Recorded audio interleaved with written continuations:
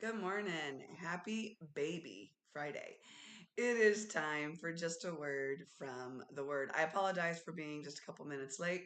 To be honest, I got caught up in prayer and I had to pull myself away. But this morning's passage comes from the book of Daniel, Daniel chapter 8, verse 27, and I'm reading from the English Standard Version. And here's what it says. And I, Daniel, was overcome and lay sick for some days. Then I rose and went about the king's business, but I was appalled by the vision and did not understand it. In Daniel 7 and 8, God gives Daniel some wild, and I mean wild visions, beasts and rams and goats with horns and just all this wild stuff that God shows Daniel. And even in Daniel 8, God gives Daniel the interpretation of the vision that he saw in Daniel with the ram with the two horns and the goat with the one horn that was conspicuous. God even gave Daniel the interpretation, and yet, after seeing everything that he had seen, it overwhelmed him so much that he was literally sick, that he literally lay down on his bed because he was just overcome by everything that he saw. But he finally got himself together enough to get back to work. That's what verse 27 says.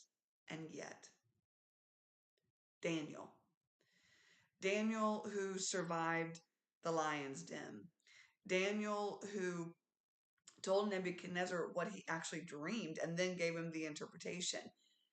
Daniel, who read the writing on the wall for King Belshazzar. Daniel, who you and I would say walked in the Spirit. Daniel said, but I was appalled by the vision and did not understand it. And as I got to that verse this morning, all I could think of was Daniel, as amazing of a godly man and prayerful man as he was, how much God used Daniel in the Old Testament. St. Paul's the same. Paul the Apostle, the same. God mightily used that man. And yet, the Apostle Paul even said that there was a thorn in his flesh, and he asked the Lord 3 different times to remove it from him. And God said, no. I'm sure Paul, who saw the miraculous, he raised people from the dead, still didn't understand everything that happened. You and I are human, and we may not equate ourselves to a certain level like the Apostle Paul or the prophet Daniel, but we're all still human with limited understanding. But here's your just a word from the Word. Will you trust even when you don't understand? Even when you try and try and try and try and try again to figure things out, will you allow your lack of understanding to hinder your trust in the Lord? It's a poignant question, but a question that I believe that we need to wrestle with this morning, because it goes down to, and I heard it yesterday and it convicted me. Whatsoever is not of faith is sin. So when we don't understand, when we don't, when we just can't get it, whatever's going on in our lives, we're still called to walk by faith. We're still called to trust the Lord regardless.